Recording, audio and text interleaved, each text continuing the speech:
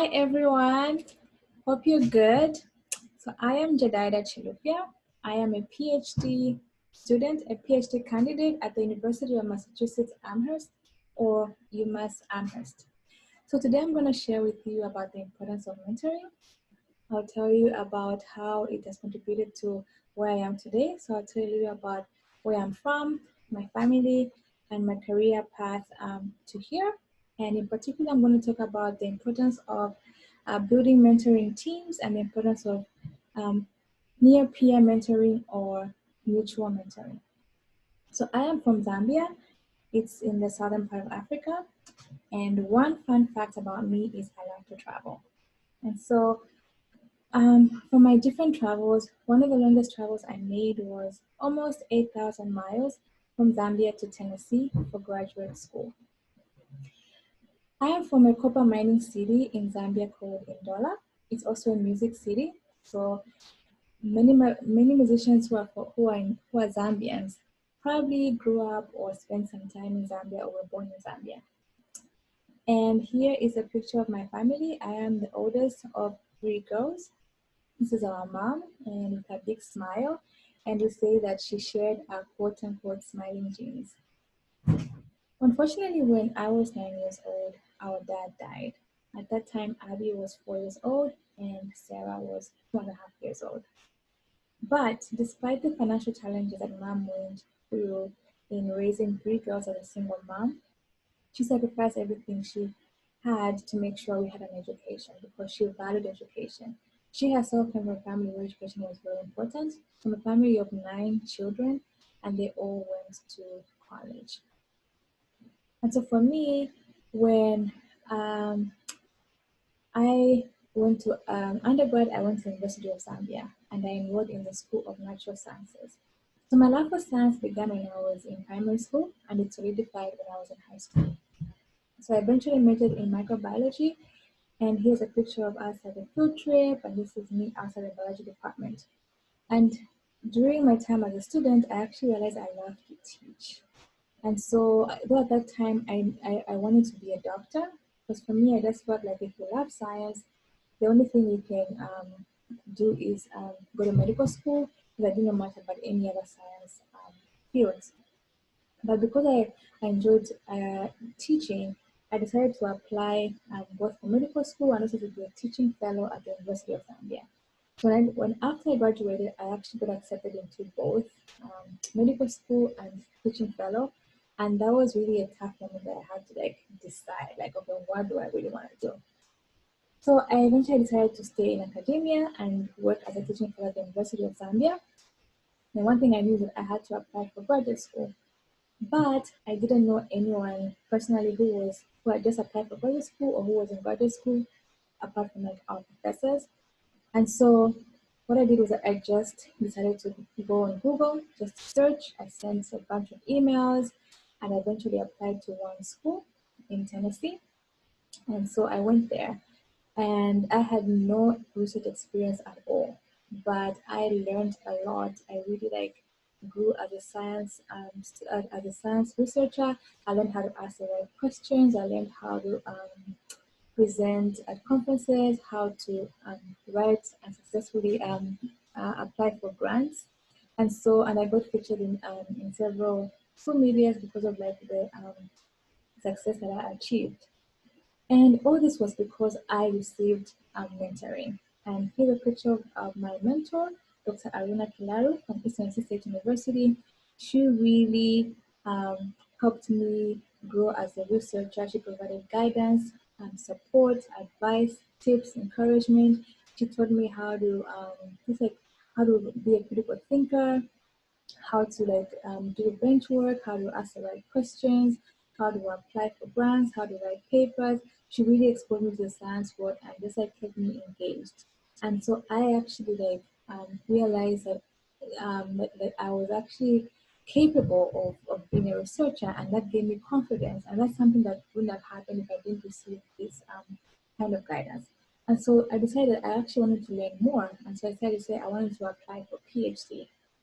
So using the networks that I created, and through my advisor, doing a master study of at conferences, talking to different researchers, I then I had an idea of like what I wanted to do for my PhD, and I did more research and I exactly looking for mentors, looking for the labs, my potential labs, and I sent emails, and that's how I decided to apply for PhD.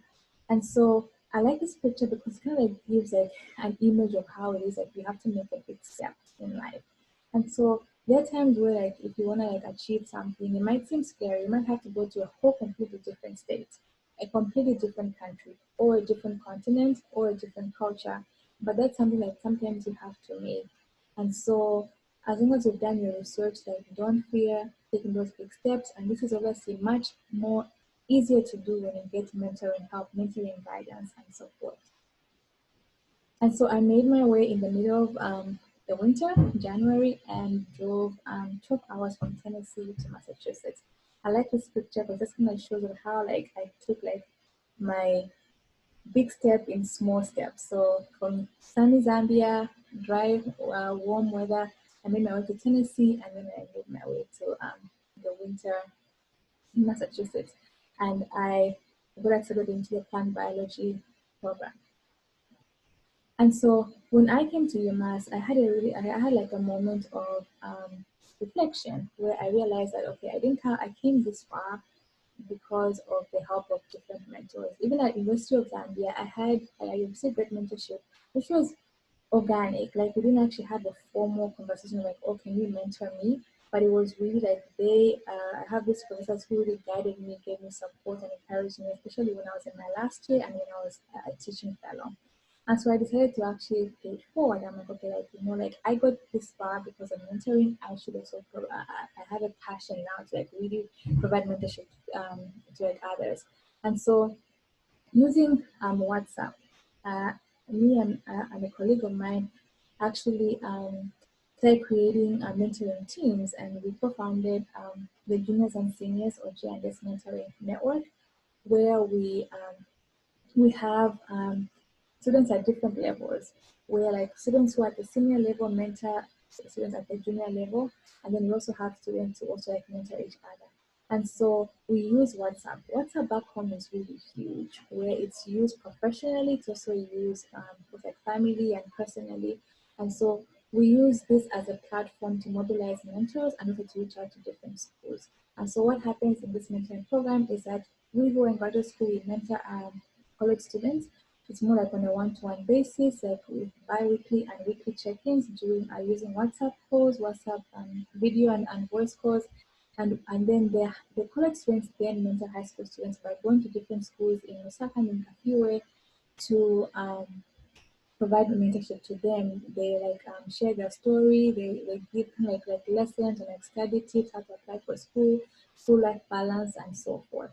And so using technology is really a great platform to get mentoring teams. And now it's even um, more needed now that COVID happened. So we were not able to do any outreaches this year because of COVID. And so now we want to create WhatsApp groups for each different schools now that they're opening, so that we can then reach out to those high schoolers through WhatsApp. And so we have a Facebook page. So feel free to find us and like our page, J&S Institute of Natural Sciences, and under it is a mentoring program. And so while this like ladder like system, mentoring system is very important, of course, for like the seniors and mentoring the juniors, and that's very important for a junior mentee at each different level, whether it's in high school or it's in college or it's whether it could be undergrad or master's or PhD, they can actually get help to get to the next level. But at the same time, near peer mentoring is really, really important because there's something about where, like, if you say that you're facing a challenge, getting help and advice from someone who's just faced it is really important and really encouraging. And so it's something we encourage our students to do, our mentees to do at a different level, even as they receive that letter like mentoring. And so for me, I want to stay in academia. If I graduate, I want to work at a university, teaching and doing research, in particular research that helps with pharma. And with that, I want to say thank you. And in my language, thank you is Mototela. And this is my current lab, and this is my advisor and mentor. And these are like my peer peer mentors. I also want to thank all the different funding agencies. Thank you.